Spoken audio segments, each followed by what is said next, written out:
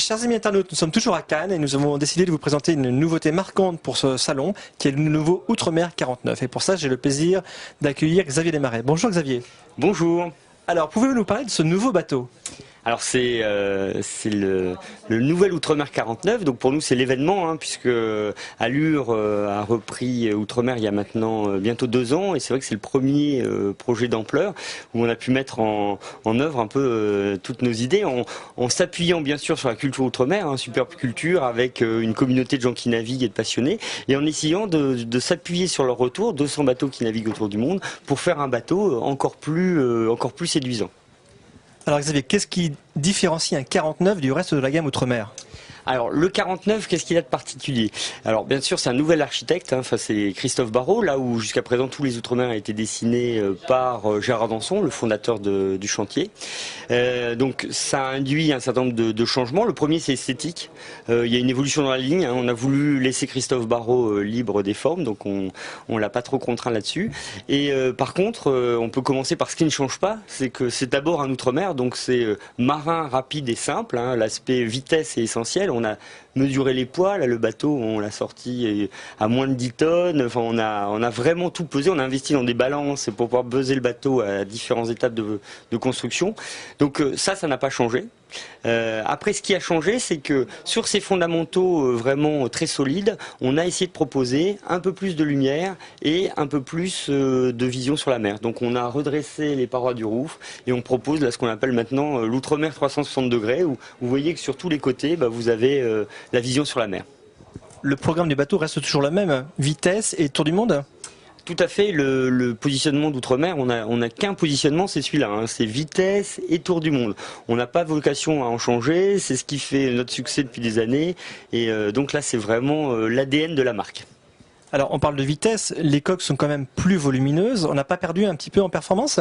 Alors, on n'a pas perdu, on a fait très attention à regarder le ratio, là on mesure la racine cubique du poids du bateau, rapporté à la racine carrée des surfaces de voile, et ça on est vraiment dans les standards Outre-mer. D'ailleurs, si vous regardez le bateau du dessus, il est plus volumineux au niveau du pont, mais sur les proportions globales des flotteurs, vous allez voir qu'on est sur quelque chose de très proche par rapport à un 45, c'est des proportions similaires.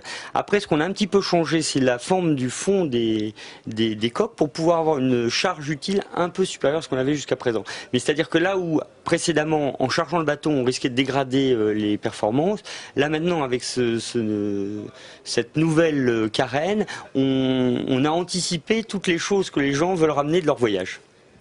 Alors je pense que ce bateau est issu des idées du chantier, mais aussi de demandes de clients. Qu'est-ce qu'ils souhaitaient pour un Outre-mer ? Quand je suis arrivé, justement, j'ai eu beaucoup de demandes des clients, parce que un client Outre-mer se sent profondément Outre-mer, et on est venu me voir en me disant vous avez une forte responsabilité, donc on a essayé d'en être digne, ce qui était quand même une tâche pas facile. Donc ce qu'ils nous demandaient, c'est de dire surtout garder la performance. La performance, les 3 mots-clés, c'est d'abord marin, qu'on puisse aller partout avec ce bateau sans avoir de préoccupation. On doit être libre d'esprit d'aller dans du gros temps, dans du petit temps, dans le chaud, dans le froid, sans problème. Deuxièmement, il faut que ça soit rapide. Ça, il faut que par rapport à un bateau lambda, il y ait une performance qui soit très sensiblement au-delà. Et le troisième point, il faut que ça reste simple. On n'est pas dans du luxe, on est dans un bateau où ça doit être efficace. Bien sûr, on veut être bien, ça doit être confortable, mais c'est un confort pratique. Voilà. Xavier, quelques mots pour conclure, pour donner envie à nos internautes de venir vous voir, de venir voir surtout l'Outre-mer 49. Alors, il y a un point dont j'ai pas parlé, comme disait qu'est-ce qu'il y a de neuf, c'est que les Outre-mer sont des bateaux plaisir. Le but, c'est de se faire plaisir quand on vient sur un bateau.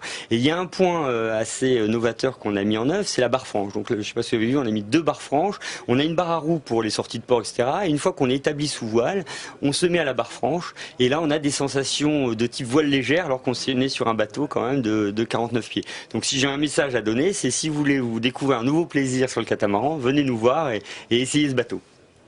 Xavier, merci pour toutes ces informations. Merci à vous.